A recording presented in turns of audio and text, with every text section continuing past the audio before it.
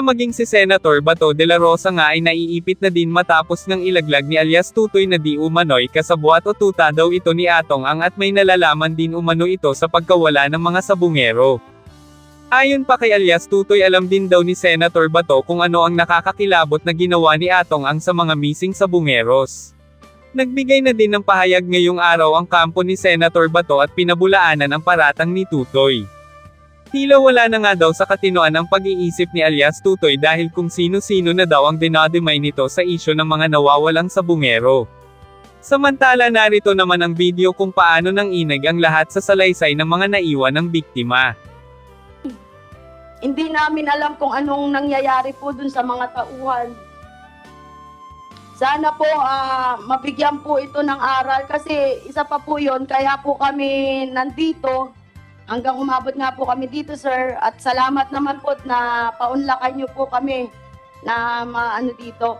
Ang gusto po sana namin is matigil na po yung ganitong senaryo eh. Siyempre, natatakot din po yung iba na magsalita pero madami pa pong nawawala. Marami pong takot magsalita. Meron po kaming minsan nakakausap na tauhan sa loob po ng sabungan. Yung tatay niya is sentensyador po yata. Pero takot na po sila. Ayaw nilang humarap, ayaw nilang magpamidya. Baka daw po sila ang balikan. Sana po, nagpapasalamat po ako kasi kahit papano po, sana magkaroon ng linaw na po yung nangyari sa amin. Yung sa mga taong nawawala po sa loob ng sabungan. Yun lang po, sir, at marami pong salamat. Sige, maraming salamat. Thank you. Thank you. But, Mr. Chairman, yes, yes, sir. sige ko meron ako sagot na konti dun sa tanong niya kanina. Bakit gano'n? Yung mga taong nasa likod nito, sobrang lupit. Lalo pa mafia eh. Alam yung mga mafia, dinaya sila. Takutin, diba? Kakausapin. Ito, iba. Sobrang lupit nitong grupo na ito. Hindi pa pwede yan. I have one final question, Mr. Chairman. Go ahead, sir. Go ahead. Who is greatly affected? Kung merong dayaan o may chope, sino? Ano? Sino apektadong matindi rito para gumawa ng ganyan? Sino makakasagot? PAGCOR? PNP? Sinong makakasagot? Sinong masasaktan? Sinong apektado dito sa panyunyupi? Kung masagot ninyo yan ng maganda, then magandang lead natin. Kasi may establish natin ang motive. Kapag nasagot nyo yan, yung tanong na yan.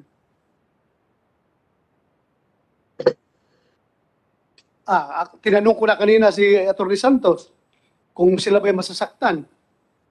Sabi naman niya, is wala silang pakialam. Okay lang sa kanila dahil kumikita sila kahit na may panyunyupi. Hindi sila apektado. Pero, at the same time, gusto nila ma-maintain yung integrity ng kanilang operations. Ayaw nila na mayroong ganong panyunyupi. Sino ang katamaan nitong panyunyupi? I am sure, hindi yung Betor, Mr. Senate President, sir. Kasi ang Betor is online betting ito. Hindi nila alam kung sinong nanyunyupi. Sila pa ba maghanap ng paraan para kidnapin itong mga suspect sa panyunyupi?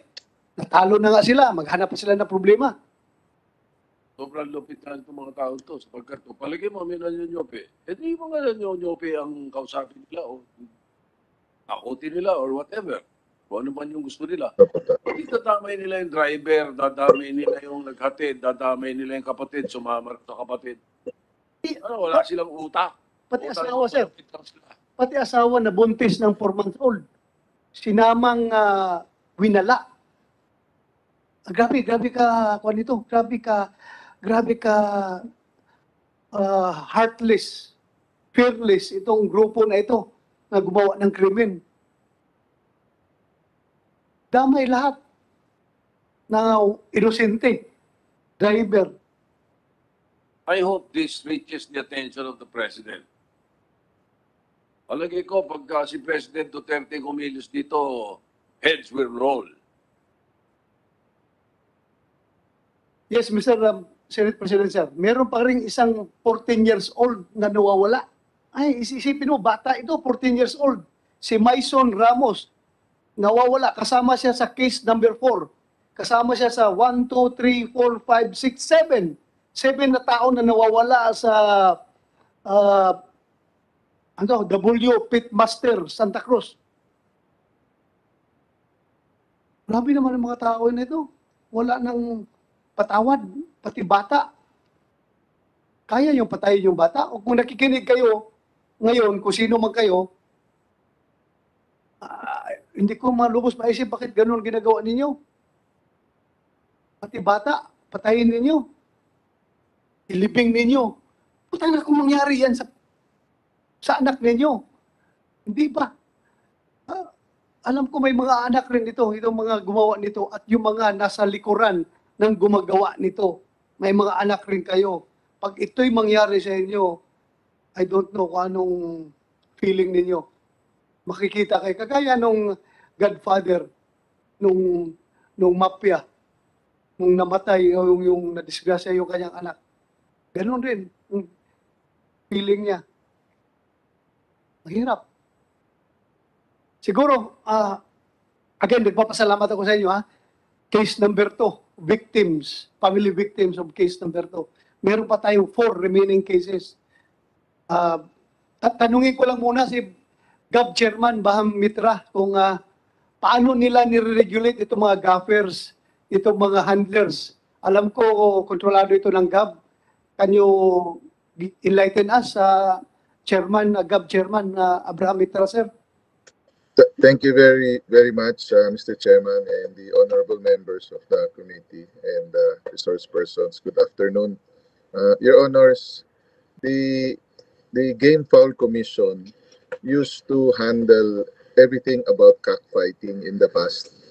And since 1992, it has been devolved to the local government unit. But its residual powers remains with the Games and Amusements Board, particularly yung sa international derbies and of course in licensing of gaffers because this is national ito, hindi lang po sa local. So when I got into GAB, I just found out that people just walk in and get their licenses to gaff, to gaff mananare. This is an honorable profession and of course sport, and kailangan po talaga na ma-train sila muna or ma-certify na sila ay mananare ng isang may lisensya na or isang trainers. Meron po tayong mga trainers sa GAB. Meron nga man nagrereklamo na bakit daw noon punta lang daw sila, bigyan na sila ng lisensya. Sabi ko iba, kailangan na meron magsa-certify na marunong ka talaga, or kung wala man, you will undergo a training and a certification will be offered, will be issued to you. And because of that,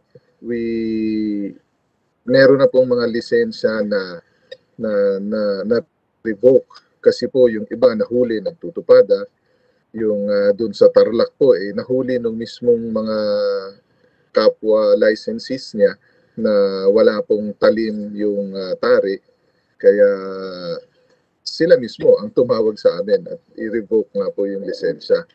And hindi lang po yung mga gaffers ang merong lisensya at yung ibang gaffers ay natanggalan ng lisensya. Pati rin po yung mga sentensador. Sila po yung mga referee, no? So para sa amin po, parang ngayon lang yata nagkaroon ng mga licenses yung ganyan ngayong panahon po ni President Duterte. And very strict po yan pagka merong reklamo, pinag-aaralan. At yung iba natatanggalan ng trabaho pagka Nawawala po kayo, Mr. Chairman. Yung... Sorry. Yes, hello. Nawawala po. Babalikan po namin kayo mamaya.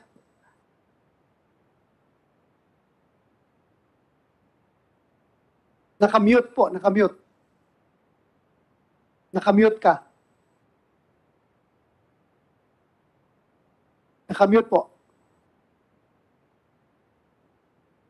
Sino nag-mute sa kanya? Tayo? Dito? Operator? Sa kanila? Okay, go. Hello? Marinig mo kami? Chairman? Can you hear us? Wala talaga. Yes, So, sir, I can hear you. I can hear you po. Ganito na lang, Mr. Chairman, we'd like to solicit your opinion, being the GAB chairman. If the Senate moves for the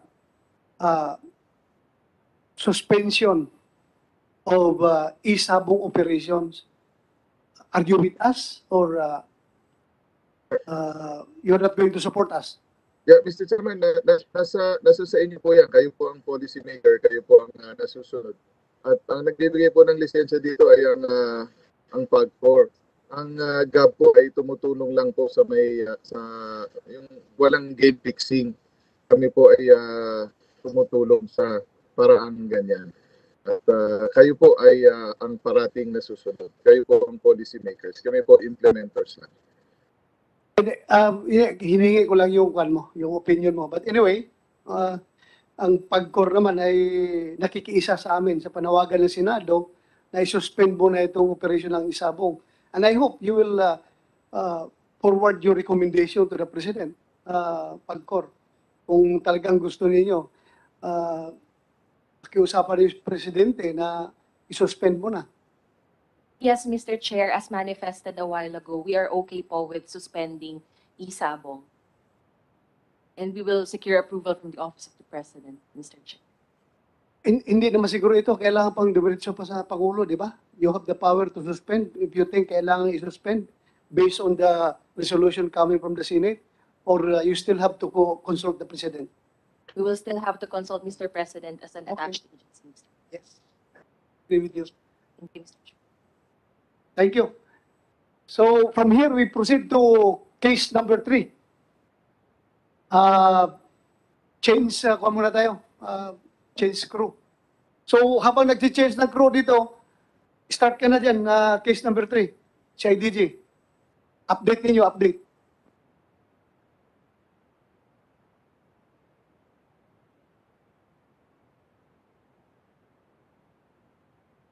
Sir, to all the members of this honorable committee, sir, sirs and ma'am, to all the men and women of the different law enforcement agencies present, distinguished guests may hapon sa atong tanan, sir and ma'am. For case number 3, So please introduce yourself before you make your briefing. I am Police Lieutenant Colonel Benedict Soriano Poblete, the Provincial Chief of Batangas PFU, CIDG, sir. Okay, go ahead.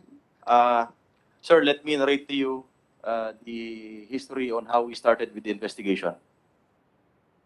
First, sir, our national headquarters through the CIDG director issued a memo for us to conduct impartial investigation regarding the matter. And likewise, with the verbal instruction coming from my regional chief, Sir Delmas, I, as the provincial chief of PFU Batangas, upon hearing that there was a recorded talk message to Lipa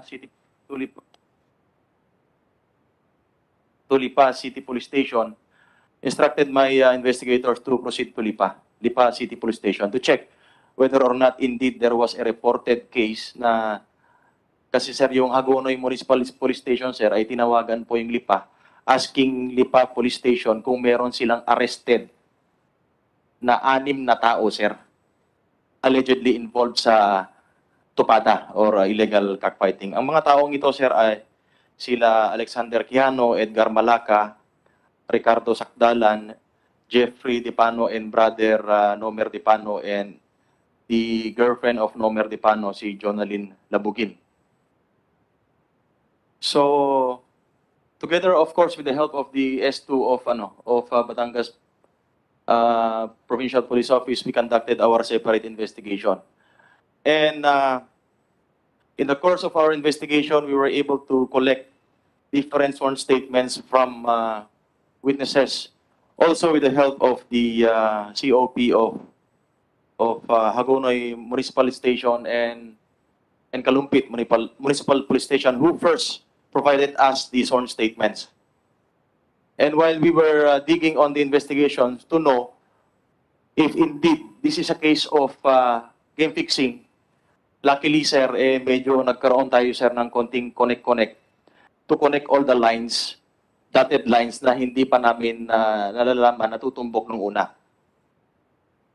During our investigation, sir,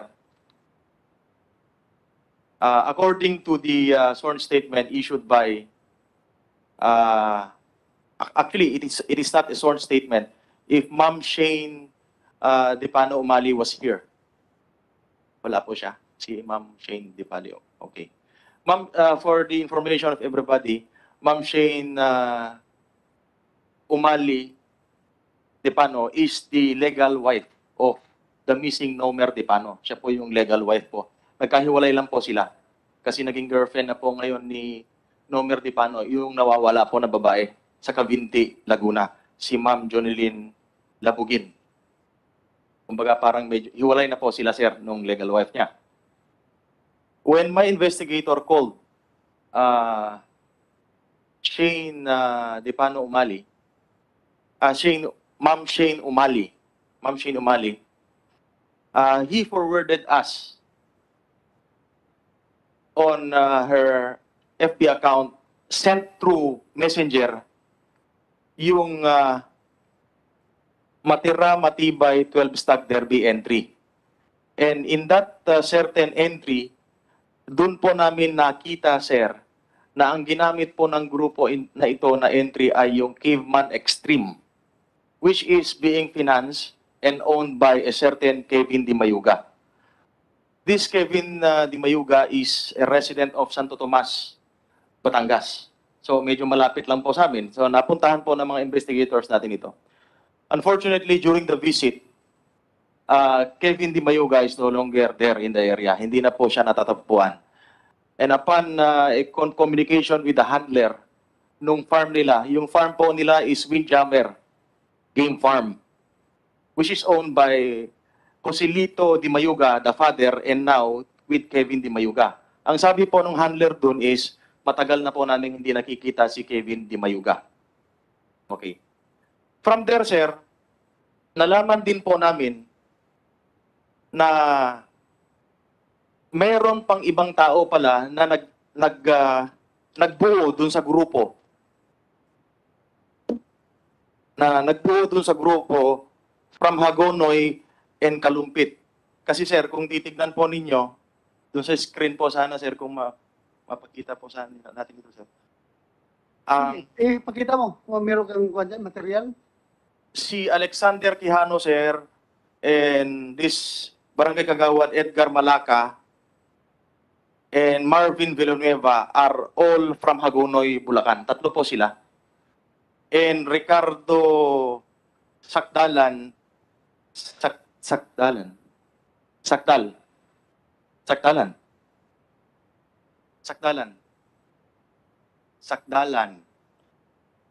And this Sir Ricardo Sakdalan is who is known to be from Quezon, according to the affidavit of the son, Shane. Kung mapapansin po ninyo, according to, kung nandito lang po sana si Ma'am Fe Malaca, the sister of Sir Edgar Malaca, on his sworn statement, kayo po, ma'am? Ederlyn. Si kung nandito lang, kayo po si Ma'am Ederlyn. According to the statement of Ma'am Ederlyn, Sir Malaca, it was Marvin Villanueva de la Cruz, alias Pac, who called Barangay Kagawad Edgar Tamano Malaca. Kasi gaffer niya itong si Malaca, sir. Tinawagan po ni Barangay Kagawad Pac, alias Pac, si Edgar Malaca na kaibigan po niya na i-ready nyo na lahat ang mga gamit. Ibig sabihin, sir, i-ready mo lahat yung mga gamit kasi meron po silang lakad. So with that sworn statement, sir, ni-ready, sir, ni ni Sir Edgar Malacca po yung mga gamit. And at the same time, sir, nandun sa affidavit na 2 months pa lang po silang magkasama, pero sa 2 months na pagsasama kasi nila, sir, maraming naipanalo na laro itong si Sir Edgar Malacca. Kaya nandun sir yung trust ni Marvin Villanueva sa kanya, alias Pac. Ricardo Sacdalan, sir, is also the kumpare of Marvin Villanueva according to the affidavit of Gerald Sacdalan, ang anak po ni Ricardo Sacdalan. And this Gerald Sacdalan, sir, yung nag-execute ng affidavit is the inaanak of Marvin Villanueva Sacdalan alias Pac. Nasa affidavit po ng anak nila, ni Gerald Sacdalan, anak po ni Ricardo Sacdalan, na it was Gerald together with his sister ang naghatid mismo sa tatay nila sa bahay ni Marvin Villanueva de la Cruz on January 6 at exactly 9 p.m. if I'm not mistaken. 9 p.m. po ng gabi. After a simple conversation, nagpaalam na po yung mga anak at nauwi po sila. Ngayon, sir, going naman po sa affidavit po ni Ma'am Fede Pano. Tama po ba? Ni Ma'am Fede Pano.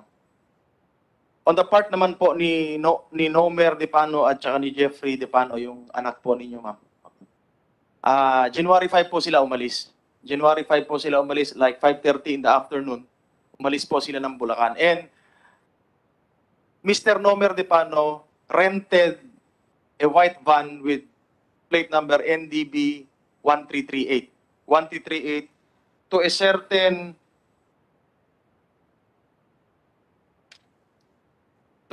Melanie Santo Domingo with cellphone number 0917-5203-295.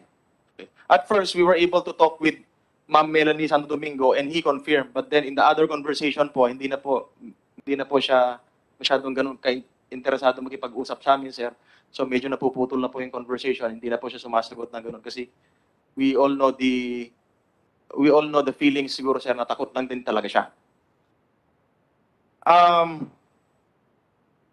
One of our persons of interest, sir, is this person, sir, Marvin Villanueva de la Cruz alias Pac, or yung si Barangay Kagawad Pac of Barangay Sebastian Hagonoy, Bulacan. Accordingly, dun sa affidavit nga po ni Ma'am Sacdalan, he would organize the group kapag may laban. Siya po yung magtatawag ng mga tao niya, si gaffer niya, i-ready yung mga gamit, and even provided financial and statistical, logistical support dun sa mga tao niya. Nasaan na ito siya ngayon? Unfortunately, sir, immediately after, sir, po, na nawala po yung mga biktima natin, sir, ito po si Barangay Kagawad Pac ay hindi na rin po matagpuan. Nagtatago na rin po, sir. Nagtatago? Yes, sir. Paano mo na-conclude na nagtatago? Yes, sir. I do believe, sir, the Chief of Police of Hagonoy, Bulacan, and can also confirm with my statement, sir, kasi continuous po yung communication namin with the investigators of Hagonoy and Kalumpit. The members of the family are there. Pero, sir, itong si Barangay Kagawad, hindi na pumapasok, sir, ng opisina, hindi na nagpapakita, sir, for a long time, which is maybe... So, hindi niyo napuntahan? Hindi niyo napuntahan yung pamilya? Pamilya ni Kagawad Pac? Hindi niyo nakausap? Hindi namin nakausap, sir. We talked to the investigators of Hagonoy Puntahan niyo talaga yung... Yes, sir. Yes, sir. We will do that, sir. On our update, sir, we will include that in our update, sir. Now, sir, before, we cannot really directly draw the line between Marvin and Kevin Di Mayuga, sir. Kasi kung titignan mo, sir, wala talaga kaming connection kung paano sila nagkakilala. And fortunately, sir, kagabi, we took for granted the sworn statement issued by Mr. Jose Luito Di Mayuga. Kasi, sir, nung una, ang akala namin, yung in-issue, sir, yung ibinigay. Because we invited, sir, we sent a letter, a request, for the father of Kevin Di Mayuga, Mr. Jose Luito Di Mayuga, to please proceed to our office and shed light to what he knows about the story. At first, sir, for us, it was just an alibi na parang sinasabi ni Papa niya doon sa affidavit, sworn statement na binigay sa amin is na Actually, it is not my son. My son is not included in any illegal wrongdoings, but a certain Jacob, who is a seaman, is the one who always connect with my son para magamit niya yung pangalan namin, yung Caveman Extreme. Hindi mo tinanong bakit nagtatago siya kung hindi siya gumagawa ng kalokohan? Si Kevin Di Mayoga. Yes, sir. Ang sabi ng tatay niya, sir, is for safety reasons, sir. Hindi na nila alam kung nasan po yung anak nila. And according sa affidavit, sir, hindi niya talaga inamin din, sir, kung nasan po ang anak niya. But let me continue, sir. Go ahead. Okay. So, at first, sir, we took for granted the sworn statement of Sir Joselito Di Mayuga, kasi ang akala namin, sir, is parang nililihis niya lang yung kwento. Pero, sir, nung nabasa namin, sir, yung sworn statement, sir, ni Ma'am Ederlyn Malaca Bernardo, nakalagay po dun, sir, na si alias Pac Marvin Villanueva de la Cruz ay may kapatid, sir, working abroad. Yun yung pagkasabi niyo, ma'am, eh. May kapatid, sir, working abroad na may pera na nag-finance sa grupo ni Marvin Villanueva. Now, sir, it just so happen na yung kapatid pala na iyon, sir, ay posibleng itong si alias Jacob na seaman. Kaya nagkaroon ngayon ng linya na ganyan, sir, na it was alias Jacob na seaman whose real name is Ramon Villanueva de la Cruz ang nag-connect sa dalawang tao na iyan para magkakilala. And since this person, sir, alias seaman Jacob Ramon Villanueva de la Cruz is an overseas worker, wala po sa atin yan. Wala po kaming information about him, sir, as to his whereabouts. But we were so sure that Kevin Di Mayuga is no longer in Santo Tomas, Batangas, together with Marvin Villanueva in Hagonoy, Bulacan. But noted po, sir, yung instruction nyo that we would try to visit personally, sir, ulit yung family, sir, ni Marvin Villanueva po, de la Cruz in Hagonoy, Bulacan. So that would be for the updates of the case, sir. Now, sir, we also exerted some effort to proceed to Cavite, Laguna to get the sworn statement of Ma'am, to get the sworn statement of the auntie of Jonalyn Labugin. Jonalyn Labugin, si Ma'am Fe Flores. Ang sinasabi niya dun, sir, kasi is sinundo talaga siya ni Nomer noong January 6 at 9 p.m. January 6 at 9 p.m. on board a white van. Yun lang po ang sinasabi niya. And kung baka tatanungin niyo, sir, kung paano napunta po kung paano po napunta si Lipa po yung investigation natin on the third case is when the NDB 1338 van was found abandoned in Kalumpit, Bulacan last January 9 of 2022. The SOCO were able, or the police officers who were present there, were able to found 3 evidences present in that specific van. Those evidences are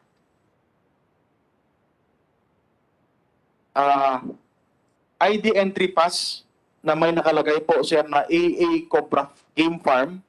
Yun po yung una natin. 2 pieces computer bet receipts from Royal Octadome. Sa Lipa po ito, Tangub. And then, isang control tag indicating GAF 165D driver.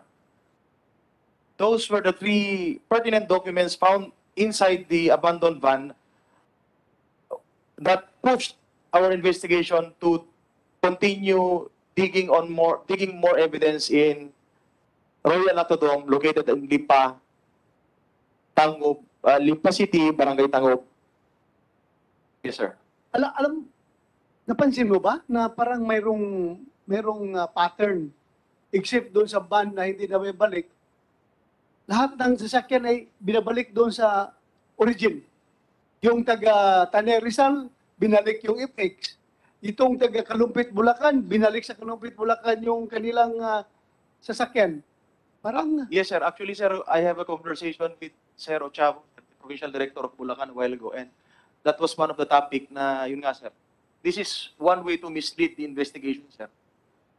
Yun nga din yung idea ni Sir Ochavo, sir, na this is one way to mislead the investigation na ibabalik. tama ka. Gusto nilang palabasin ng mga kidnapper na nakauwi itong mga biktima na ito. Kaya dinideliver nila yung sasakyan doon. In fact, sasakyan na lang ang dinideliver nila. Yung mga tao, wala na.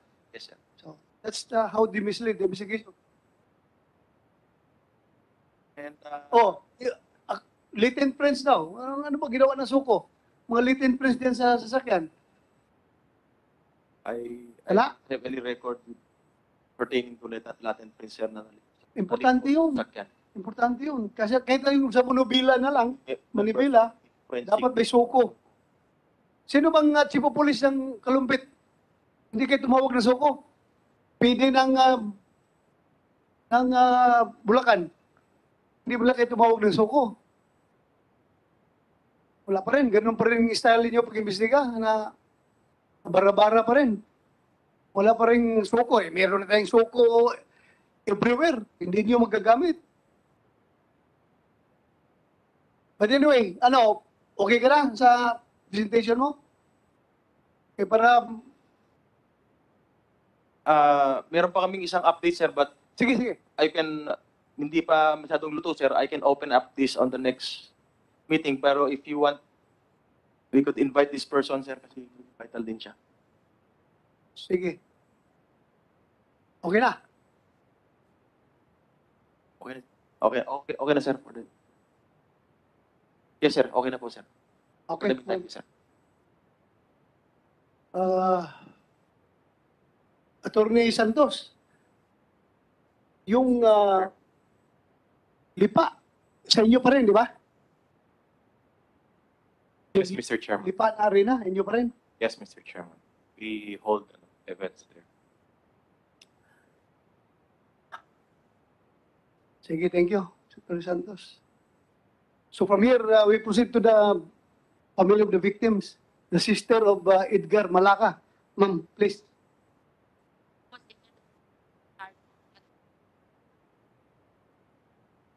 Lapit kunti sa microphone. Kung pwede mo tanggalin siguro. Kapatid po ako ni Edgar Malaka. Nung gabi pong umalis siya, January 6 po, tinaanan po siya. Bago po mangyari yon, tinawagan po muna siya ni Kagawad. Sinigurado po niyang ang aking kapatid ay pupunta po ng Batangas. Ang kapatid ko po wala na po sanang balak na umalis dahil sa maghapon po na yon ay umaalis, marami po siyang inayos na kaso sa barangay at pagkatapos po sa barangay namin ay sa munisipyo naman po siya nagpunta. Dapat po hindi na po siya aalis, kaya lang po tinawagan po siya na sinigurado po niya na pupunta ang kapatid ko dahil wala daw pong ibang mananari nung kanilang isasabong na manok. Ano yung katungkulan niya sa barangay? Kagawad po. Kagawad. Tuloy po. Yun nga po, January 7 po, ng hapon, ang sabi po sa akin nung kasamahan po niya sa munisipyo, na kaibigan po niya, kasi ang kapatid ko po, hindi po siya mag-text, puro tawag po siya. Ang sabi po, tinanong po niya ang kasamahan niya kung tuloy daw po yung kanilang appointment sa aming mayor. Ang sabi naman po nung kausap niya ay tuloy na tuloy daw po. January 11. Kaya ang sabi po ng kapatid ko, uuwi ako pagkatapos ng laban namin ng linggo. Yun po ang sabi niya. Pagkatapos po nun, wala na po, hindi na po namin nakitang nako-online, wala na po, hindi na po namin matawagan. Hindi na po siya nag-o-online nun. Ay ang sabi ko po dun sa anak, bakit si papa mo hindi nag-o-online? Ang sabi po nung anak niya, baka tita, nalobat. Hindi ko na po masyadong hanggang dumating na po yung araw ng linggo, ang sabi ko po ulit, bakit hanggang ngayon hindi nag-o-online si papa mo? Ang sagot po uli nung anak niya, baka daw po nasira yung cellphone. Hindi po ako mapakali, hanggang sa hapon po, may tumawag po sa amin na natagpuan daw po yung van na sinakyan ng magkapatid na Depano. Pero yung sinakyan po ng kapatid ko, hanggang ngayon po, hindi pa po nakikita. Anong sasakyan yun? commuter po, yung kay Kagawad pa po yun. Kasi doon po, Ano ibig mo sabihin? Dalawang sasakyan sila? Opo. Pumuntang Lipa? opo, January 5 po, iba po ang sinakyan nila, Nomer Dipano. January 6 po, iba din po ang sinakyan ng mga kapatid ko. Si Alexander Quijano po, at saka si Ricardo Sakdalan, at saka po si Kuya Edgar, sila po ang magkakasama nung gabi po na yun. Tapos po, doon pong naano kami na natagpuan nga daw po yung sasakyan doon sa Kalumpit, pinuntahan po namin. Kaya lang po, yung isinend po sa amin na plate number nung van, hindi po malinaw. Kaya nakarating po kami hanggang Pulilan po.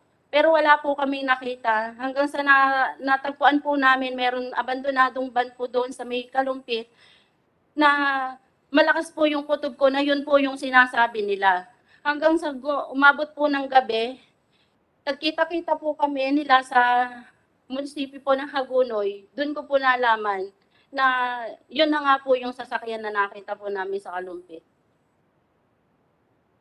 Yun po. Tapos, kasi po nung gabi po na yun, nung malis po sila Kuya Edgar, ang sabi ko po, meron ba kayong service? May sasakyan ba kayo? Ang sabi po niya, meron nga daw po susundo sa kanila. At yun nga daw po ay dun sa kay Kagawad. Yun po yung sabi niya sa akin nung gabi na yun. Kaya nun pong January 7 po ng hapon, nga po nung nakausap niya yung kasama niya sa munisipyo, inano po niya sa amin ay inano po niya na talaga pong nandoon po sila sa Batangas at ang sabi po niya, malas nga daw po at talo po yung manok na inilaban nila. Pero kinabukasan po ay maglalaban daw po sila ulit. Pero hindi na po sila yung hindi na po, wala na pong contact sa kanila. Wala po noon, wala na. Lamang po. Maraming salamat. Salamat, Mrs. Next is the mother of... Sige po, ma'am. Please, magpakilala ka muna, ma'am, bago tayo... Yes po. Pakilapit po, ma'am, sa microphone. Lapit mo sa microphone para... Yan. Ako po, si Dipano. Nanay ni Nomer Dipano at ni Jeffrey Dipano. Sila po, mga anak kong magkapatid sila. Bali, anong trabaho nila, ma'am? Si Nomer po, handler siya na ng... Bali, Handler. Opo. Yung isa? Ng mga manok din Oh. ni Pak. Panok ni Pax. Opo.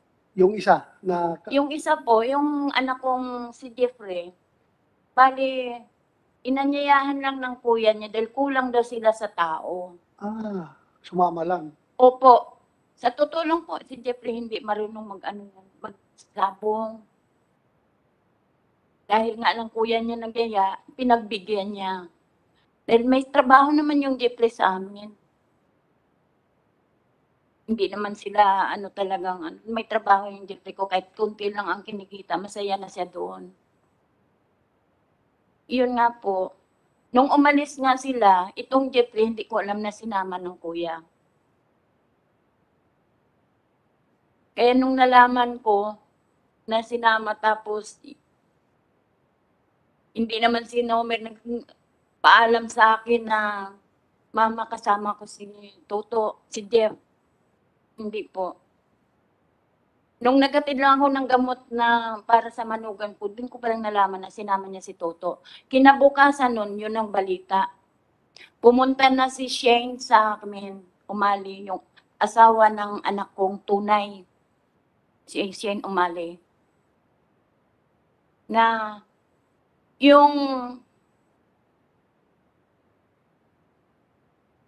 yung cellphone ni Toto, ni Jeffrey, nakita sa Kalumpit.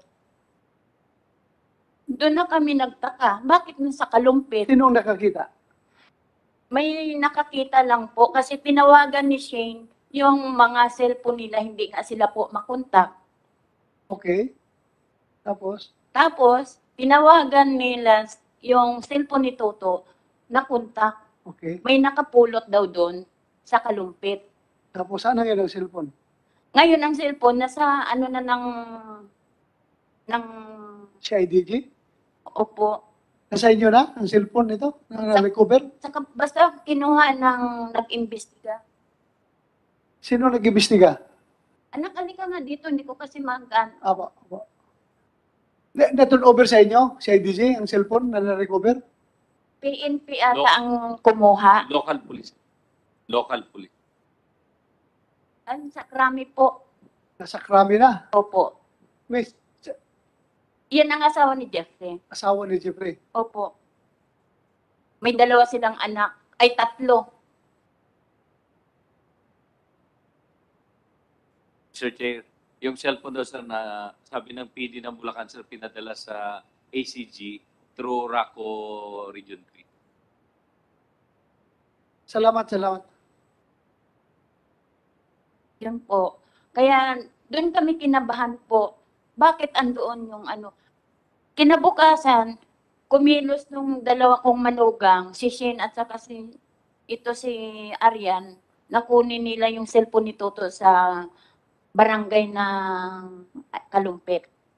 Doon na na pagbalik nila mga bandang 2:00 ng hapon, naispatan nila nga yung sinasakyan ng mga anak ko, yung inarkila ng anak ko na van, doon sa may Kalumpit, din sa tabi ng daan, sa tabi ng kalsada.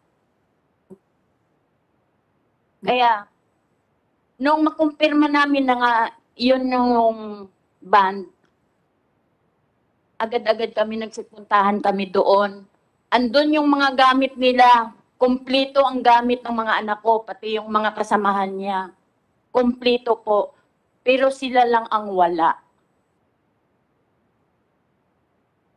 Kaya napakasakit po.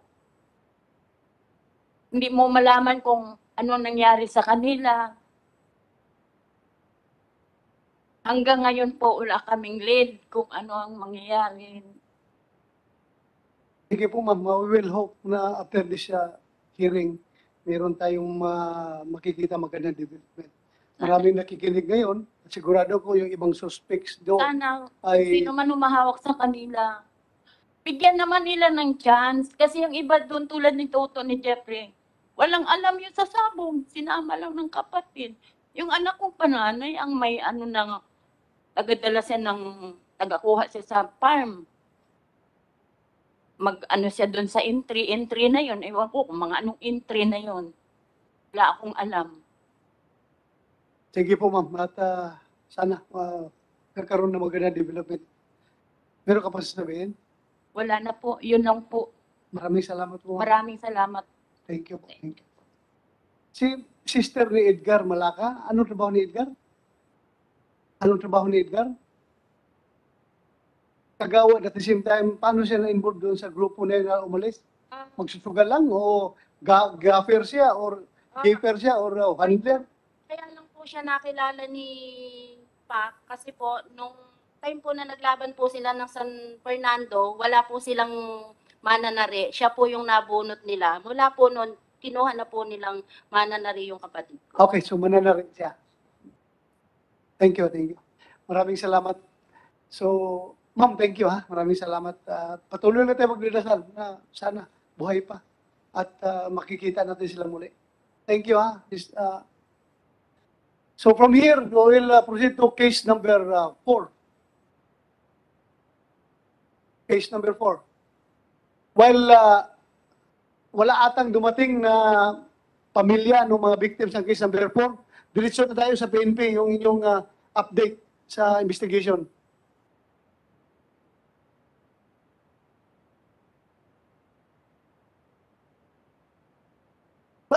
Sandali, but before you proceed, tanungin ko lang po ng NBI. Saan yung NBI natin dito? Meron ba kayong ginagawang investigation din? Mr. Chair, good afternoon, sir. We received an instruction, a department order from the Secretary of Justice last February 17, and an order was issued by our director dated February 21, ordering us to immediately begin investigation on these cases. The NCR the and our criminal intelligence group and my region 4A is coordinating with each other for this investigation, sir, and also together with our counterparts. Sir Chair. Yeah, thank you. Thank you for that. I suggest na magtutulungan kayo. Tulungan natin ito. Tulungan kayo with the PNP para mabilis yung takbo ng investigation. And I hope during the next hearing, meron kayong update na rin na maibigay dito sa committee natin. Okay? Yes, Mr. Chair. Thank you. Salamat, salamat. Proceed sa IDG with case number 4. Sir, good afternoon. I'm Police Lieutenant Colonel Victor M. Sobrepeña, the Provincial Officer of CIDG Laguna. The case officer of case number 4, sir. Just a background, sir. For the case number 4 is the alleged disappearance of 5 male persons from Catanawan, Quezon on December 29, 2021, namely John Paul Ramos A. De Luna, male 18 years old, single, helper, handler, native and resident of Sitio, Banuyo, Barangay Bolo, Catanawan, Quezon. Nazareno Biscante E. Sandigan, male 40 years old, married, cock handler, gaffer, driver, resident of 178 San Lorenzo Street, San Vicente Village, Malabon City, and Sitio, Banayo, Barangay Bolo, Catanawan, Quezon. Ricky Boy Ignacio, male 22 years old, single, helper, handler, native of Palid 1, Leyte, and resident of Sitio, Banuyo, Barangay Bolo, Catanawan, Quezon. Ariel Tipaso E. Basas, male 30 years old, married, helper, handler, native of Barangay Tugas, Daram, Western Samar, and resident of Sitio, Banuyo, Barangay Bolo, Catanawan, Quezon. And Mison Ramos E. Esplana, male 14 years old, single, helper, handler, native and resident of Sitio, Banuyo, Barangay Bolo, Catanawan, Quezon. The 5 left Quezon Province on December 28, 2021 on a Hyundai H100 color white bearing with plate number NFW 9474 and proceeded to a cockpit in Barangay Palasan, Santa Cruz, Laguna and joined an 8-cock derby from December 28 to 30, 2021.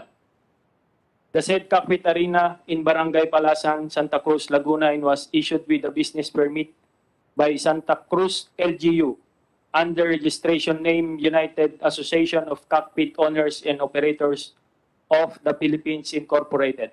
Since December 29, 2021, the 5 cockfight aficionados went missing and their relatives have lost contact on them until this moment.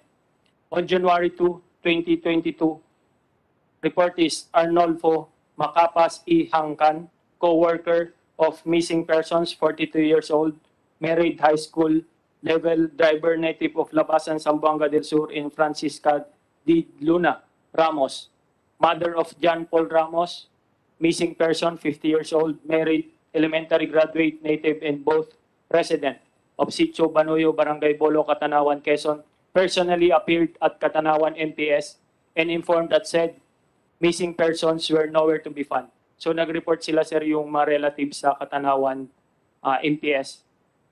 Pieces of evidence gathered on February 14, 2022, South District Highway Patrol Team and Taguig City Police Station Investigation Section recovered a Hyundai H100 with plate number NFW 9474, which was abandoned at Purok 15, Barangay South Danghari, Taguig City, and later identified as the vehicle owned by Jerry Gumapak Gorgel Jr.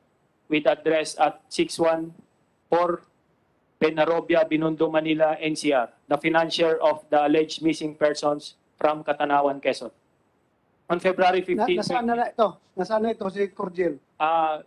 Update, sir, ng may assistant case officer, sir, ng PO Quezon. Makikipag-coordinate na daw siya, sir. Actually, sir, before dito, sir, siya yung naging persons of interest natin. But today, he contacted our assistant case officer na he will now help with the investigation, sir. Okay, bilisan ninyo. Baka mawala na naman yan. Yes, sir. Mawala yan. Wala na naman kayong maimbestigahan. Yes, sir. Continue. On February 15, 2022, investigators coordinated with Land Transportation Office, Lucena City, to verify the Hyundai H100 with the plate number NFW 9474, and it was confirmed that it was owned by the financier, Jerry Gumapak, sir. On February 15, 2022, Quezon PFU coordinated with South District Highway Patrol Team and Taguig City Police Station Investigation Section and obtained spot report and photos of the recovered vehicle with plate number NFW 9474, which was abandoned in Taguig City. Sir, for our action taken, sir, para makakuha kami ng information, kasi nung same with the problems that we encountered in our investigation, sir, sa Cockpit Arena. So we requested a subpoena, sir, sa SEC on the status of registration in names of incorporators, board of directors, officers, and an article of incorporator of United Association of Cockpit Owners and Operators of the Philippines. Then we also send subpoena, sir, to Tecom and Testificandum kay Nancy I. De Leon. Ito ulit, sir, yung during that incident, siya yung manager or owner ng Absolute Force Security Administration Incorporated. So siya yung may hawak ng mga security guard doon, sir. And we are looking for the logbook, sir. Logbook and the list of security guards who are on duty that time. Kasi malamang baka same scenario din yung ginawa sila sa pagkuha nila, sir. Then for Diane Erica C. Jugno, sir, yung sa Acting Assistant Vice President, Isabong Licensing. Ang kailangan naman namin dito, sir, yung recorded games, game fight during the periods na na-cover, sir. Actually, sir, sa Santa Cruz kasi, sir, 4. Sinama ko na rin, sir, isang request na lang. April 28 to 29, May 11 to 12, 2021, December 28 to 29, kasi hindi rin sure, sir, kung 28 or 29 nawala. Para makita natin, sir, kung naglalaban pa ba yung manok nila, sir. Then, in January 13, yung next na ipipresent ko, sir. Then, for the head of, another, sir, is yung participants ng online sabong kung sinong nakalaban nila, sir. Para makita rin natin, sir, kung sino yung kalaban ng manok na during the cockfight, sir. And for the head ng United Association of Cockpit Owners, ang kailangan namin, sir, yung list of employees present during that day para makuha na namin, sir, ng statement kung meron silang, kung anong na-observe nila that time. Then list of all employees ng United Association of Cockpit Owners and Operators of the Philippines Incorporated. Nahirapan kasi kami, sir. Yung mga binabanggit mo na mga kailangan mo, yes, sir. Opo, sir. Napirmahan na rin po ng director namin, sir. Director sa IDG. Yes, sir. Napadala na. Yes, sir. This day, sir. We are just waiting for the result, sir. Our schedule, sir, is February 28, sir, na mag-appear sila o mas-submit yung mga documents. Hopefully, sir, doon kami maka-start, sir, ng pagpatawag, sir, subpoena sa mga inputs. Gamitin yung subpoena powers ng inyong director sa IDG. Kung wala siya, pwede naman si PNP mag-issue ng subpoena. Yes, sir. Sige, thank you. That's all for the update of the case number 4, sir. So, ganoon pa rin. Wala kayong person of interest. Isa lang. Yes, sir, yung isa sana, sir, pero nag-contact naman, sir, sa assistant case officer na tutulong siya, sir, sa investigation. Kasi alam niya yung nangyari, sir. Kailan nangyari ito? Itong kaso na ito? December 28, sir. 29, sir. 29, Yes, sir. 21. sir. Ang malakuan pa. Video Yes, sir. estimate pa. Hindi pa ito masyadong cold case. Hot case pa ito. Yes, sir. I-follow up niyo. Thank you. So you proceed with case number 5. Kasi itong mga family members ito for case number 5 ito. Yes, sir. For the case number 5, sir, same pa rin yung problems namin, sir, pero I'll just give you a background, sir, ng case number 5, sir. Yeah. Sir. Ilan bang biktima nito? 6, sir. 1, 2, 6. 5? 6, sir. Kasama si Buboy, sir, na naidagdag, sir. Saan dito si Buboy? Ha? Ay, body, sir. Body, sir. So 6 na naman. Yes, sir. Right. Sir, for the case number 5, the alleged disappearance of 6 male persons from Tanay Rizal on May 11, 2021, namely Glenn Arzen Germar, Kiel Daniel E. Bohol alias Moymoy, Mark Joseph Ignacio alias Bornok, Romando Llano, Nerio Anticristo and alias Nerio, and body all residents, searchers from Santa Maria, Bulacan, sir. Wala, sir, lahat. They were boarded on Starex van, color white, bearing with plate number PQC 310 and allegedly abducted on May 11, 2021 at Santa Cruz, Laguna, Cockpit Arena, and were reported missing by their relatives. Sir, we already collected the pieces of evidence, and these are the results, sir. That on May 10, 2021 at about 3 a.m., Nerio Anticristo, ito yung group 1, sir, na tinatawag kung sa ako ang pag-ibaba yung link, sir. Sir, group 1, Nerio Anticristo, alias Nerio, Kevin Morris, Jordan Morris, Paul Pascual, alias Ricky, Don Calistinin, and Jeffrey V. Santiago. Sir, ito yung first group na pumunta. And boarded with the Starex white van with plate number PNQ 182 with their 8 fighting cocks, sir.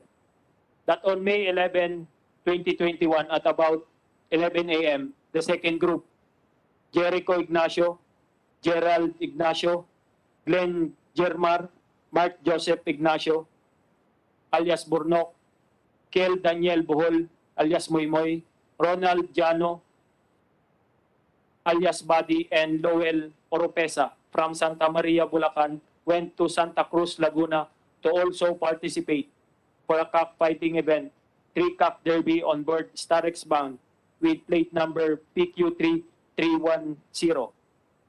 That the first group got matched with their 6 fighting cocks. Unfortunately, only 2 managed to win between 2 p.m. to 3 p.m. on May 11, 2021, when the first group was about to return to Norsagaray, Bulacan. Taga Bulacan kasi, sir, yung first group natin. Then they met another group, that is the group 2, sir, from Santa Maria, Bulacan, who were also about to participate in cockfighting. That accordingly, the group of Kiel Daniel E. Bohol, the group 2, asked them if they could use the group 2 of Don Don's gaffer, Mananare, who was only known to them as Nerio, since the group 2 of Bohol's gaffer has no license. The request was granted as they knew. Sir, excuse me. Yes, sir. Sabi mo, 2 groups, di ba? Yes, sir. Ilan ang laman nung isang group? Sir, bali, kwan sila, sir. 6 sila, sir, yung first group. First group is 6. Yes, sir. Ang mga pangalan, si... Nerio Anticristo, sir, alias Nerio. Okay. Kevin Morris, sir. Jordan, alias Morris. Paul Pascual. Ito yan, ah. So, ang isang grupo, 6. Sir, hindi na mawala to, sir. Ha? Ito, nagkukan lang ako, sir, ng background of the case, sir. Hindi Yes, sir. ito nawawala. Yes, sir. Yung Naku, initial. bago na namang nawawala.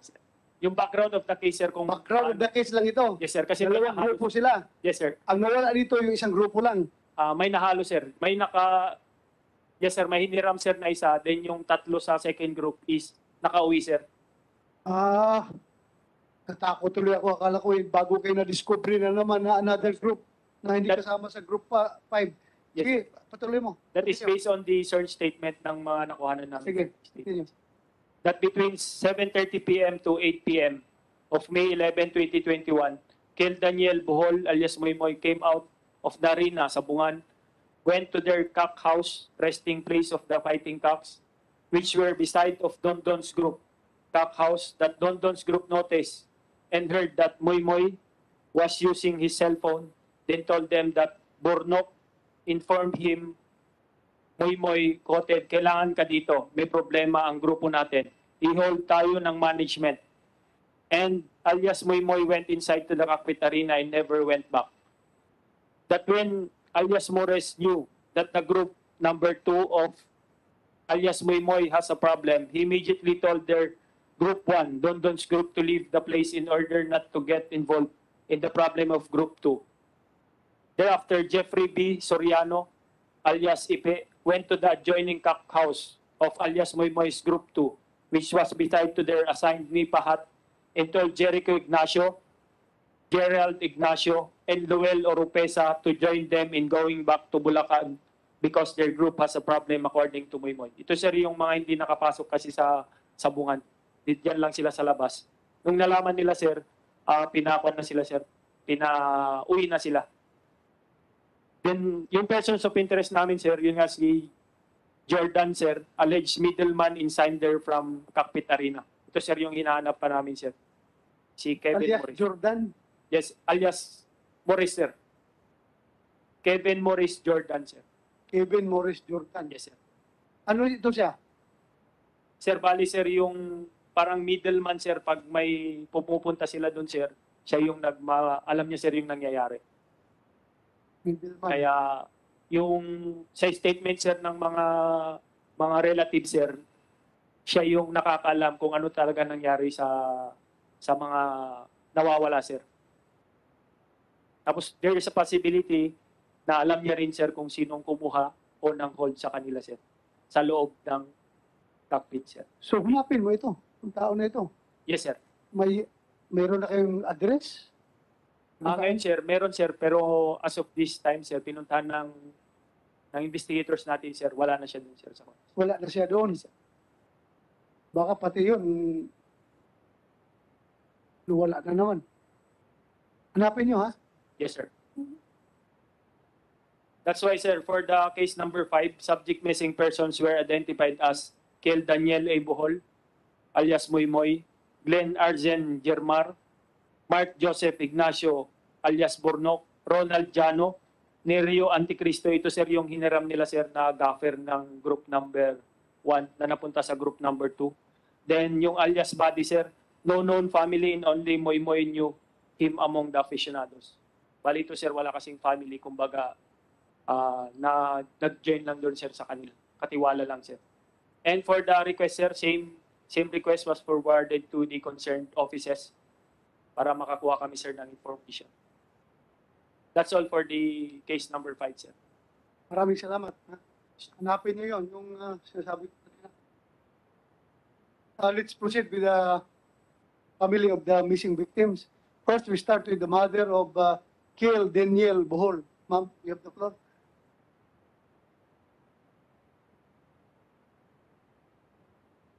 Iyon mo yung kwan. Okay. Ako po si Eloisa Bohol.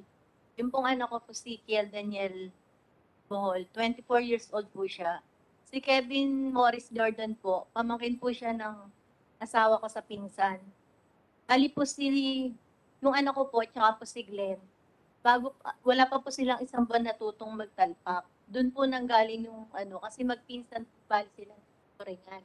Si Kevin. Yung po si Morris. Tapos po si Glenn, kaibigan, kabarkada po siya nung anak ko. Moy Moy. May alam ka ma'am kung nasaan ito si Morris? Sabi po kasi po nung nanay niya, pag tinatanong po namin, sabi, noon po kasi yung time na nalaman namin na nawawala na po sila, May 11 po sila umalis.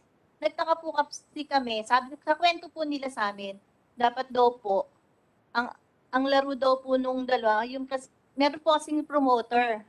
Ang nagbigay din po ng promoter sa doon sa anak ko, yun din po si Morris. Sa kanya din po galing ng promoter. Ang talaga daw po laro noon, ayon po doon sa mga nakauwi na 3 kasama, ang dapat daw pong laro nila is May 18. Nagtaka po sila bakit May 11. Pumunta na po sila sa sabungan at sabi, yun na daw po yung date ng laro nila. Thank you. Ito, si DJ. At least ito, 2 grupo, may nakasibat, hindi na hold. So, very material witness ito, yung kasamahan nila ng isang grupo na hindi na hold doon sa loob ng sabungan. Lagaan ninyo yon. Baka mamaya, hahantingin na naman yon. Lagaan ninyo yung mga witness na yan. Sige, please continue, ma'am. Bali po talaga po sila, hindi po sila mananabong, hindi po sila, ito pong si Glenn at saka po yung anak ko. Parang sila lang po yung bago, hindi po ba yung talpak sa cellphone po yun, hindi po ba?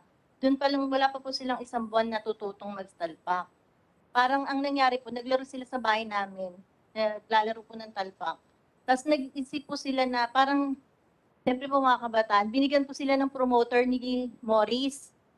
Nagbungay sila ng grupo, silang dalawa, para makapunta po dun sa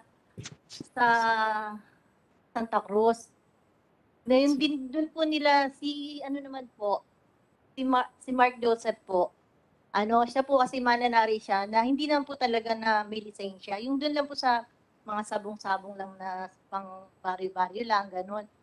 Bali, nagbuo po sila ng grupo. Nun po, nagtaka ko kasi hindi po sila nagpaalam yung anak ko. Hindi ko din po alam na nagbuo pala sila ng ganun.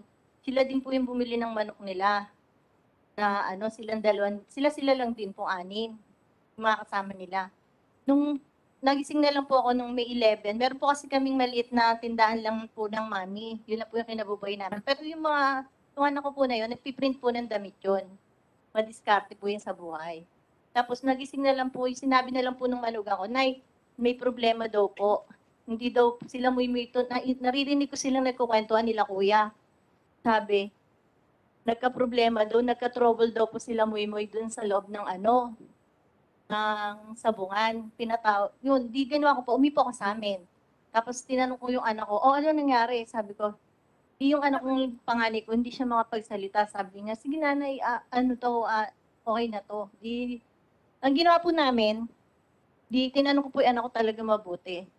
Tapos yun po sila Jeffrey Santiago. Kaibigan po siya ng anak ko yung nasa isang van. Kaibigan siya. Sabi ko, tinawagan ko po sila. Ano ka kung nangyari? Bakit panghali na hindi pa kayo nagpapakita sa akin? Sabi ko, ganon. Ano ba kung nangyari?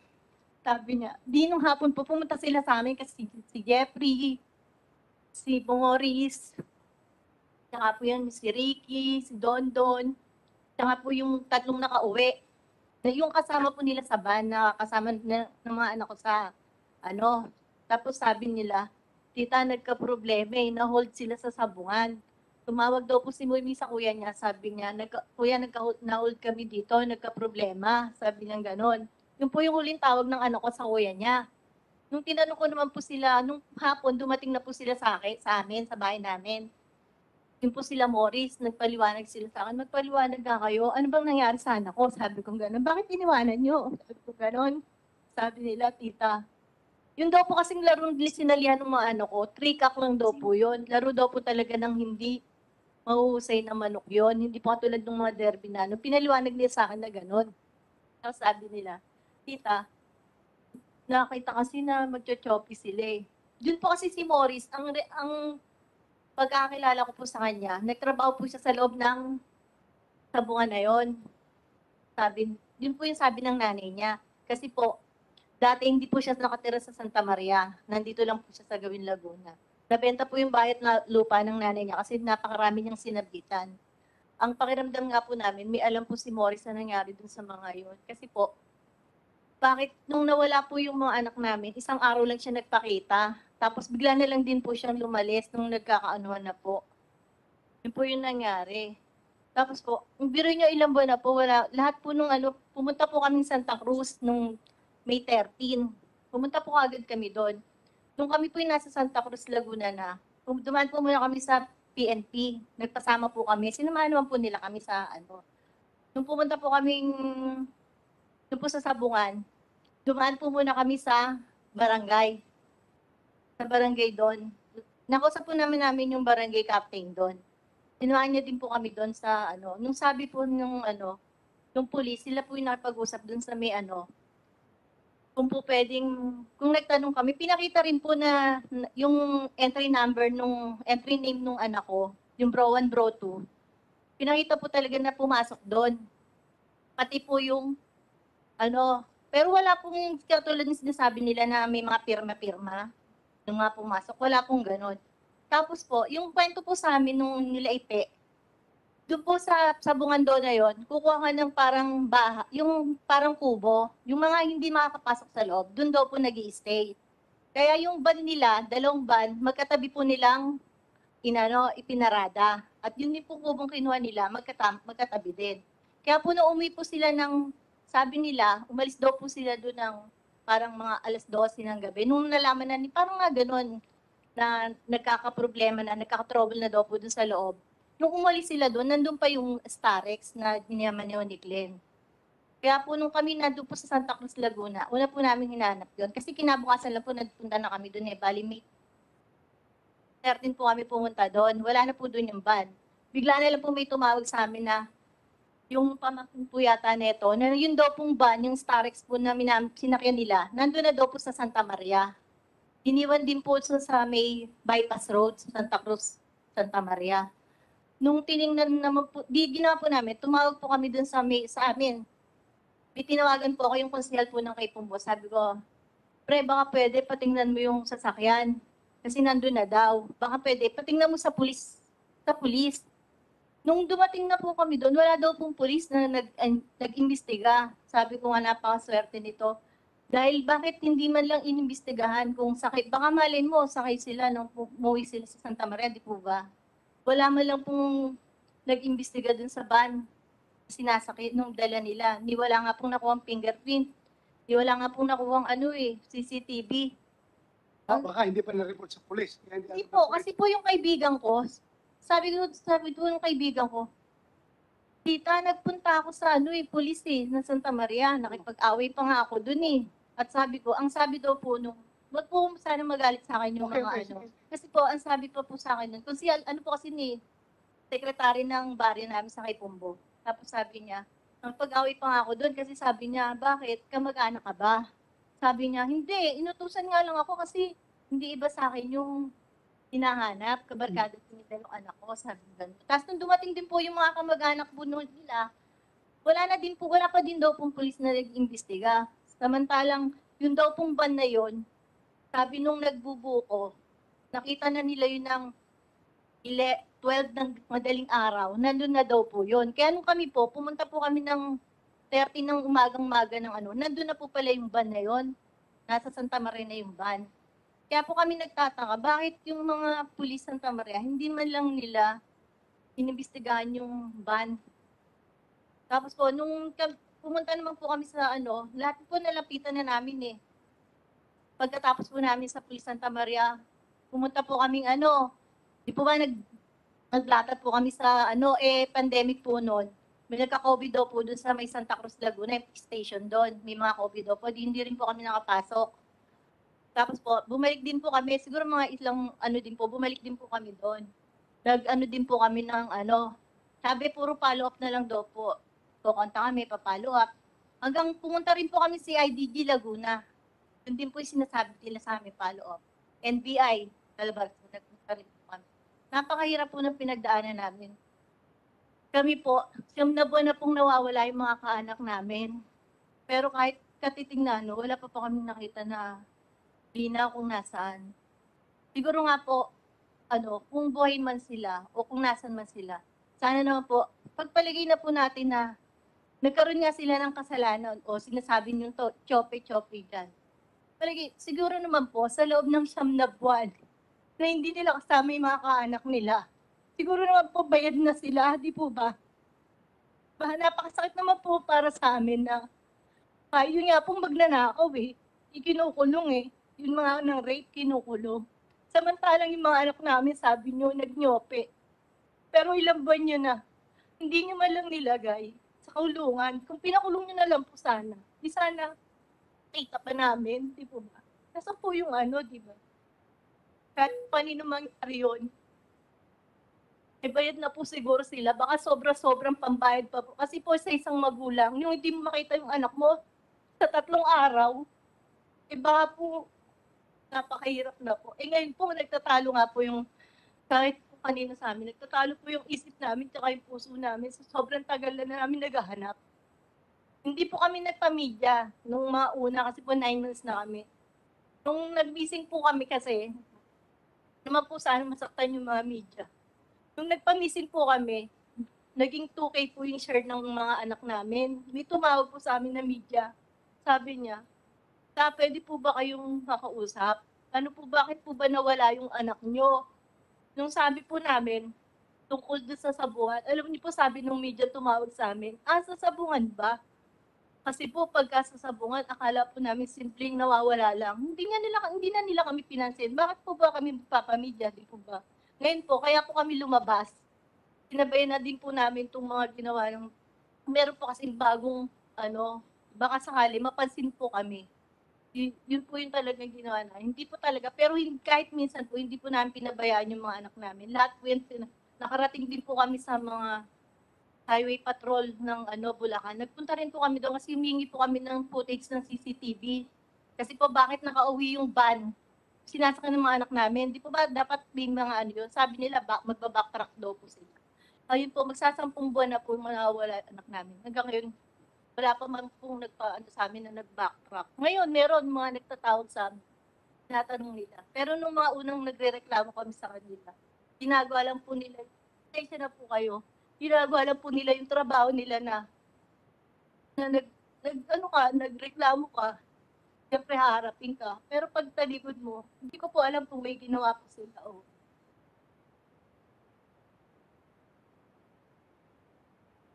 Maraming salamat po. Sobra po ang bayad noon ng mga anak mo. Kung ang kasalanan man lang nila ay panunyupi, tapos babayaran lang ng buhay nila, sobra-sobra po. Hindi po pwede yung napaka-unreasonable po na bayad yun. Namin na pinarusahan nila. Pati po yung buong pamilya ng mga kaanak namin. Totoo. Totoo po yun. Yun, attorney, paano natin ma-explain yan ngayon na yung dalawang grupo doon sa Santa Cruz na arena ninyo, very clear, yung sabi ng yung isang grupo na nakasibat. Pinasibat sila, sibat kayo, dahil nagbulabog na itong isang grupo natin.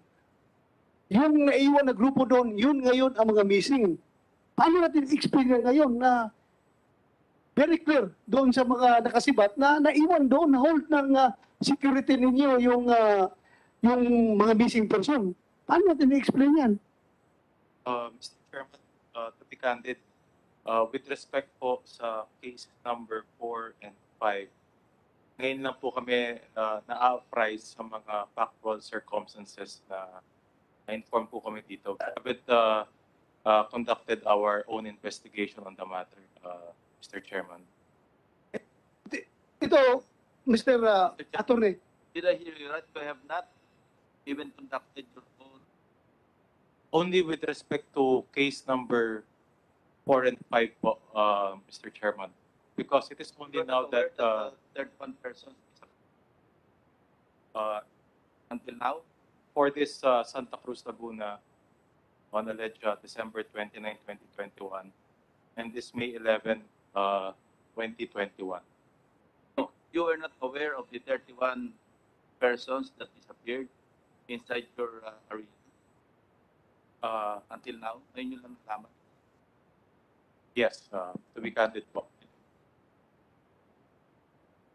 Ito, attorney, isipin mo, ikaw ang presidente ng kumpanya. Wala man lang nakarating sa iyo na report na yung particular day na yon, yung security guards ninyo doon sa loob ay may na-hold na 5 tao. Hindi sila nagre-report sa iyo na na-hold nila yung 5 tao na involved in whatever kalukuhan. Walang report.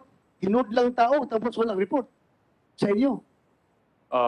As far as I'm concerned, Mr. Chairman, we have not.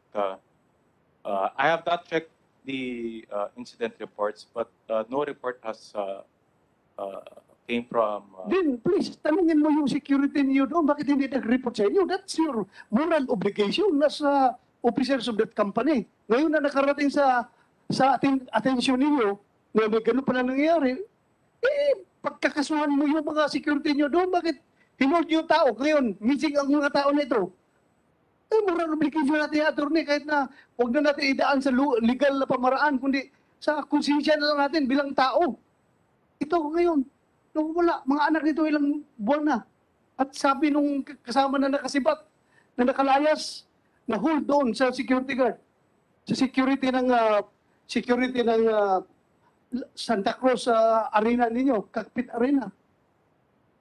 Mr. Chairman, Yes. the apparent strict procedures on ingress and egress, walang report sa inyo nakarating na merong inabduct doon sa loob o kaya hinold doon sa loob? Walang report man lang? Wala po, Mr. Wala. Chairman. Okay, that's unusual. Thank you, Atty. Pero ako, I can't hold my emotion pag ganun na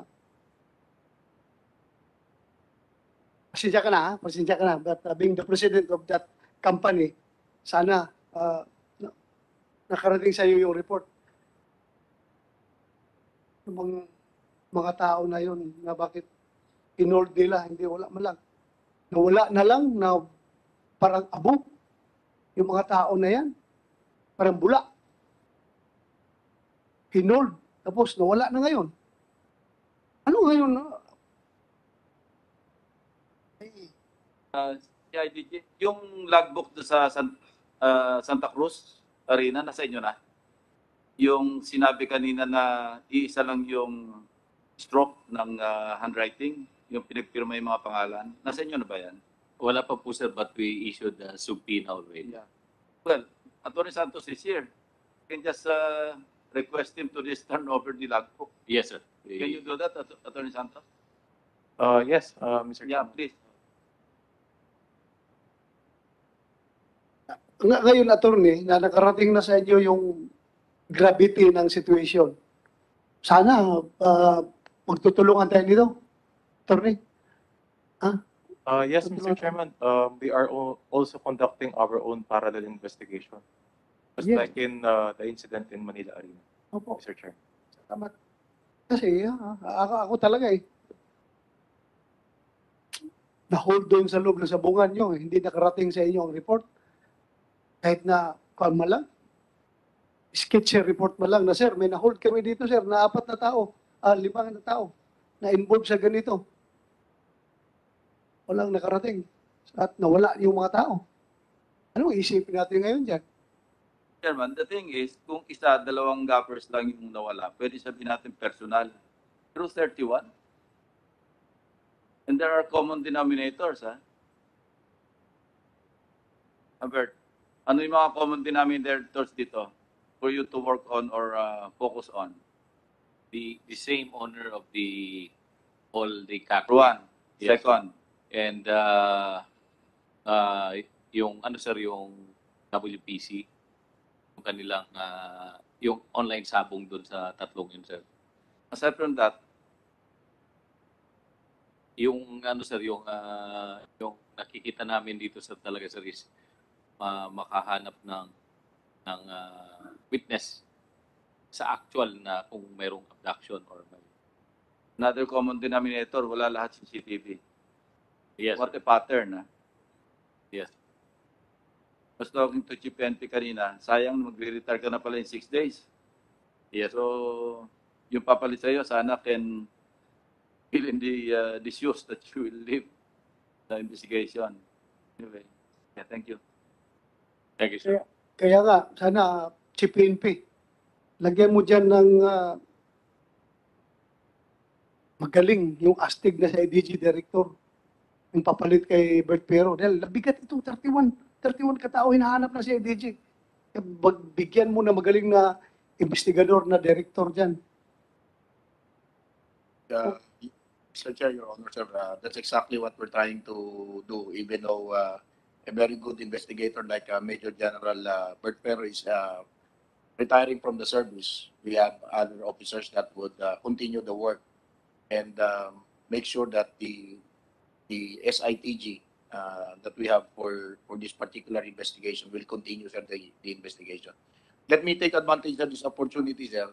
Yung napansin nga po nating pattern with the presence of the President na yung common nga, sir, and we request all this document, yung logbook, kasi pare-pareho, sir, na dun sa ganitong lugar. There are 6 cases, pero 3 yung lugar na saan ito ay nangyari sa Laguna, sa Manila Arena, at sa Lipa. So, walang CCTV, yung nagiging rason.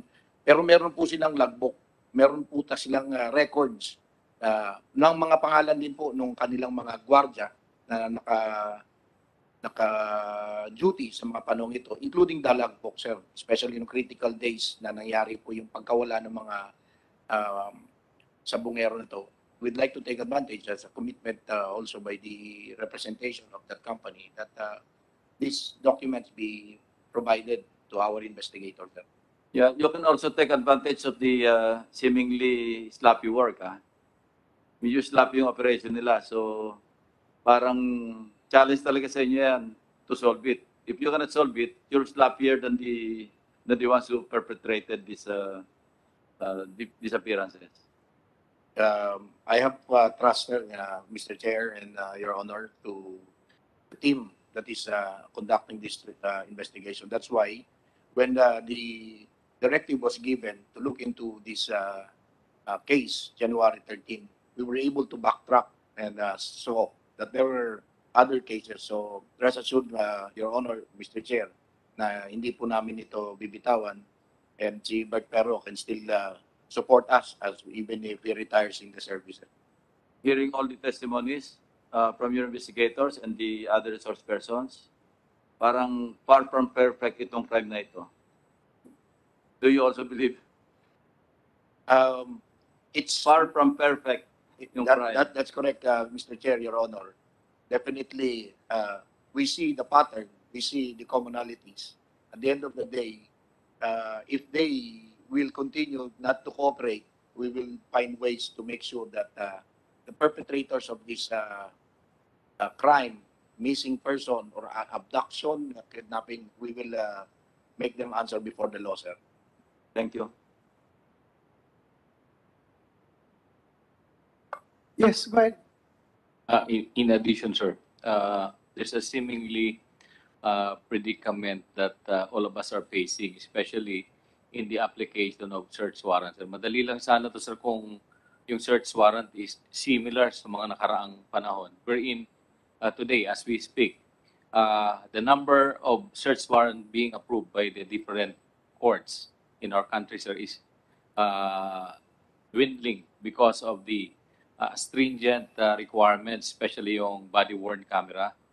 And yung po, sir, ang nakikita namin na isang madali lang sana, sir, kung kasi pag sinearch warrant namin yung mga iba-ibang lugar, sir, madali, sir. Unfortunately, because of the requirements that we should have, especially kami po sa CIDG, nasabi na rin namin ni Sir Kaloy, sir, na ang CIDG hindi pa rin na-issuean talaga ng ano, kasi limited din po, sir, yung issuean sa PNP ng body-worn camera. And even yung alternative video recording is similar ang specs niya, kaya mahirap din i-produce yun ng basta-basta, sir, kasi yun ang hinihingi ng mga judges. So, I would like to request kung paano natin to, sir, matulungan niyo po kami, ang PNP, lalo na yung ibang mga local police na makapag yung dati na pamamaraan sa pag-apply ay maibalik sa police. And another one, sir, is inalis na rin po, sir, for the information of this body, sir. Inalis na rin po yung pag-apply ng executive judge ng Manila and Quezon City. Ang hirap na rin po, sir, mag-apply ng basta-basta ng search warrant, sir. That's all, Mr. Chair. Baka pwedeng i-redeploy yung para lang sa kasong to, mag-redeploy kayo ng body cameras para makakomply doon sa requirement ng search warrant. How many body cameras do you have now?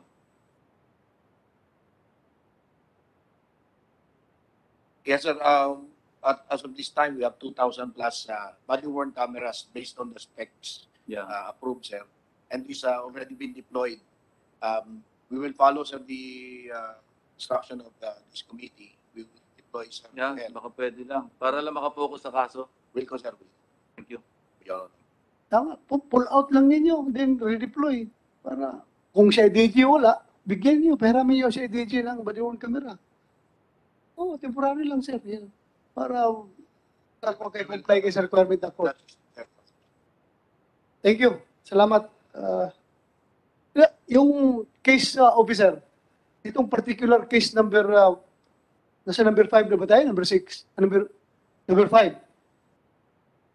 Ito, breakthrough ito sa investigation ninyo dahil may nakasibat na kasama sa grupo na hindi na-hold. Hindi ba nyo natanong yung mga tao na yon na nakasibat, bakit hindi sila nagsumbong kaagad sa pulis para ang pulis ang pumasok doon sa Santa Cruz sa WP Cockpit Arena para i-rescue yung mga tao na hinold nila.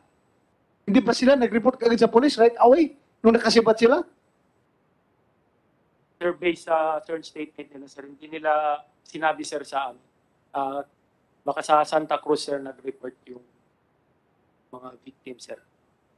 Okay. Kaya nga, di ba kayo nagsabi na may nakasibat, di ba? Yes, sir. Hindi nyo tinanong bakit hindi sila nag-report kagad sa Santa Cruz police station para ma-rescue yung kasamahan nila na nahold ng mga security guard ng arena. Bali, sir, yung sa amin, sir, ngayon lang kami, sir, backtracking lang, sir, yung... Backtracking, pero kausapin niyo, tanungin niyo, bakit hindi kayo nag-report kagad? Kasi kung yes, sir, kayo kagad, hindi ito aabot ng 31. Kasi kung na-rescue kagad doon sa loob, nabulabog na yung kanilang modus operandi na inuhold nila yung mga nangyunyupi doon sa loob ng sabungan. So hindi na dadami yung nawawalang tao. Kausapin niyo sila, bakit hindi niyo ito nagawa? Nagpaparescue kayo sa pulis. Nalaman yung naiwan pala sa loob yung mga kasama nyo. Kayo nakasibat, iniwan na lang niyo doon basta. Di ba? Normal na. Anyway, salamat. Next, we would like to listen from the mother of Glenn Arzin Germar. Yes, ma'am. Go ahead, ma'am. Please. Hapon po. Ako po si Marilyn Hermat, nanay po ni Glenn Arzin Hermat. Nalaman ko lang po sila na nawawala nung tumawag po yung manugang ko na sabi niya, Mami, nawawala si Glenn. Sabi ko, paano nawawala? Sabi ko ganyan. Umalis po sila May 11, tapos May 12 na po nung nalaman ko, tumawag yung manugang ko. Paano ka akong nawawala? Sumama daw pong sumabong doon sa Kibo Hall kasi po yun yung kabarkada niya. Dala po yung sasakyan ng biyanan. Tapos po, huling tawag daw po sa kanya nung asawa niya, 1:00 na ng madaling araw. Tawag pa po, sabi raw, mahal, huwag ka nang tumawag o mag-text kasi yung mga kasamahan ko, pinatawag sa management. Ano po ba yung tinatawag na management? Di po ba yung doon mismo sa loob yun? Eh sabi niya, bakit ayaw mo pang lumabas? Pinatawag na pala sila sa management. Sabi, hindi ko sila pwedeng iwanan kasi nandun sa kanila yung gate pass po yata ng sasakyan. Kaya hindi ko sila pwedeng iwanan. Nandito lang ako, nandito ako sa mga puno. Sabi pong ganyan. Mamaya ka na tumawag, papatayin ko na to. Sabi niya, kung alam ko lang na ganito katagal pala magpunta rito, sana hindi na ako sumama rito. Bigla na daw pong namatay yung cellphone, pero nag-uusap pa po sila. Tapos tinatawagan po ulit ng asawa yung cellphone, hindi na po nagre-ring. Hanggang sa 1:00 din po ng madaling araw, tinawagan ulit dahil baka sakali pong nalobat lang. Baka daw po i-charge, pero wala na rin pong nag-ring hanggang sa naghanap na po sila sa Laguna. Nagpuntahan na po sila nung atresi doon. Ni-report po nila na nawawala. Nung pag-report po nila na nawawala, sabi po sa Laguna, sa Santa Cruz, Laguna, sira daw po yung CCTV. Kaya ala rin po silang nakuhang magandang balita doon. Ngayon may tumawag po sa amin na yung sasakyan, nakita na daw po sa bypass road ng Santa Maria, Bulacan. Iniwan lang po doon sa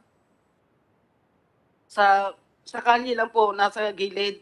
Doon lang po, pero wala na pong sakay, wala po kahit ano, nakabukas po yung sasakyan. Inireport naman daw po sa Police Santa Maria, pero wala pong nagpunta na Police Santa Maria doon sa van. Wala pong nagpunta.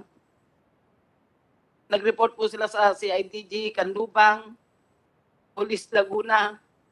Para pong walang usad, puro po i-update daw, ganon. Kaya ngayon, kumbaga sa ngayon lang po sila kumikilos.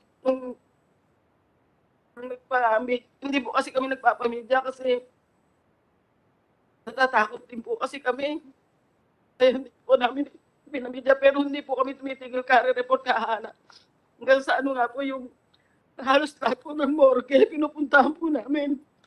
Pag nakabalita po kami na may patay po doon sa ganung lugar, pinuntahan po namin lahat ng morgue. Kahit po sa, may mag-text po, may patay dito sa Valenzuela. Dito sa pinupuntahan po nila sa San Miguel, nakabalita din po na may patay. Pinuntahan po namin kasi baka nagbabakasali kami na isa sa mga itinapon sa ganun. Pero wala po kaming makita. Hanggang ngayon po, hindi pa namin nahahanap. Ma'am, balikan kita. Yung sinabi mo kanina, yung si Glenn Arsen Germar,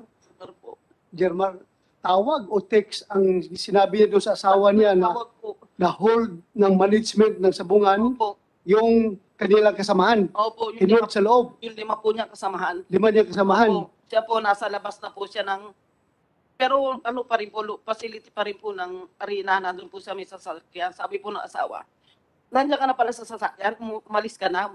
Sabi, hindi ko pwedeng iwanan to kasi yung gate pass nasa kanila. Kaya hindi po siya nakalabas, nandun din po siya sa loob. Okay.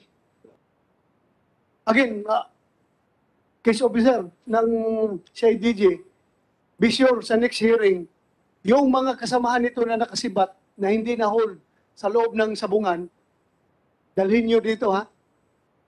Dalhin nyo dito. Sir. Bitahan ninyo, ha? At protektahan na rin ninyo. Bigyan nyo na security.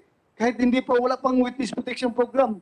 Gubastos mo lang kayo dyan sa CIDG para pakainin yung mga tao niya. Kung kailangan nyo i-house sa inyong sa inyong opisina dyan sa CIDG para safe sila, gawin ninyo, ha? At next week, siguro it's next hearing natin is Wednesday next week. Dalhin niyo sila, yung mga nakatakbo, nakasibat na hindi na-hold. Kailangan natin yung marinig yung kanilang testimonya dito. Okay? Yes, sir. Yes, Your Honor. Thank you. Patuloy po. Ay, sorry. So Thursday pala, March 3, yung next hearing natin to give you enough time to prepare. Lahat ng persons of interest, dalhin nyo dito. At saka yung reminders, before magpatuloy si ma'am, lahat ng mga agencies na may mga presentation sa IDG, isubmit niyo to this committee yung mga presentation ninyo, ha? Lahat ng mga present nyo.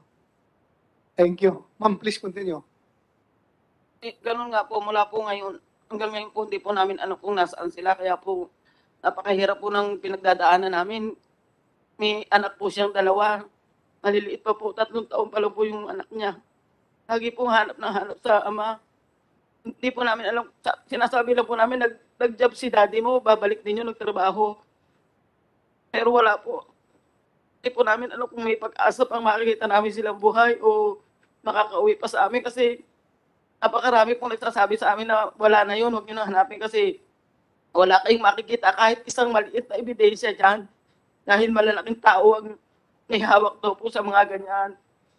Kasi pinakain na daw po sa buhaya, tinambog na daw po sa dagat, sabi po ganyan. Napakasakit po sa isang magulang na maririnig kong gano'n na ginawa sa anak po.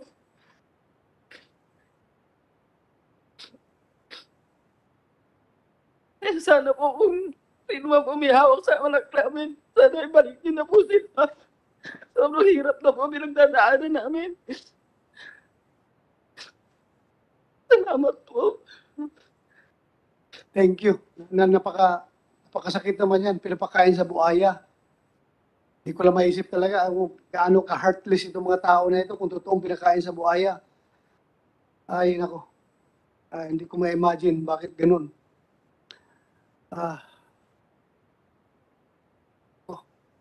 Next, pwede natin pakinggan si ma'am, please introduce yourself. Ako po si Dina Jano, kapatid po ako ni Romaldo Jano. Ang kwento lang po sa akin ng asawa niya, May 10 daw po, may pumunta po sa bahay nila, nag-aya, na pupunta daw po ng Laguna. Sabi, may nabili na nga daw po na manok. Pinangakuan po kasi yung kapatid ko na manalo matalo, meron daw po siyang 1K bawat manok. 6 na manok daw po yung binili. May bumili na po kasi ng manok po nila. Kaya nainganyo po yung kapatid ko na sumama kasi nga buntis po yung asawa po niya. Nung nakarating na po sila sa Laguna, hindi na po sila nakabalik. Kunento sa akin ng asawa, May 13 na po. Kaya nag-report po kami dun sa police station ng bayan po namin. Sinamahan po kami pupunta po ng Santa Cruz, Laguna. Tapos nung nandun na po kami sa Santa Cruz, nagtanong po kami dun sa Barangay Palasan po. Nag-ano po kami dun na may CCTV daw po sila. Ang sabi, sira daw po. Tapos nung nagpunta po kami dun sa sabungan po, hindi po kami pinapapasok, hanggang labas lang po kami. Tapos lang sabi nung pulis, antayin na lang daw po maglabas ng clearance yung OIC para mapasok po daw yung sabungan po.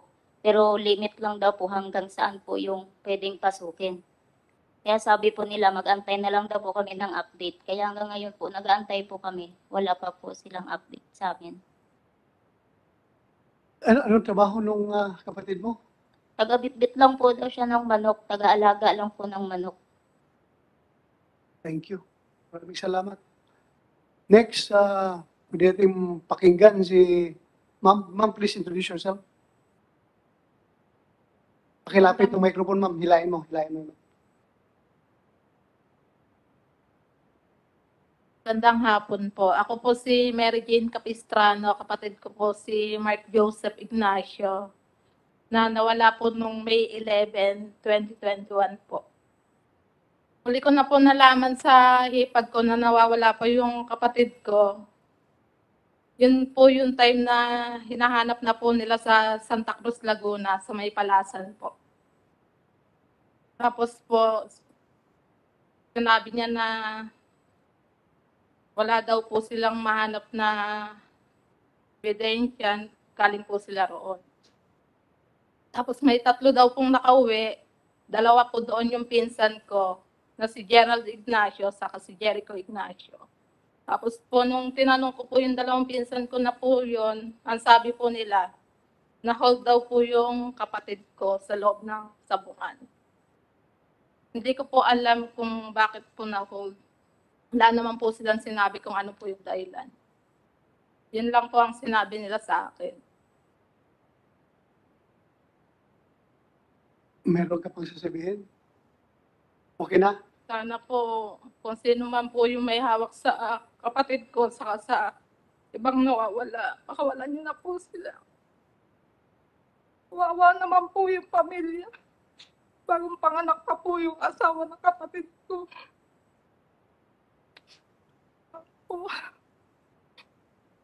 Thank you. Maraming salamat po. Salamat sa inyong lahat.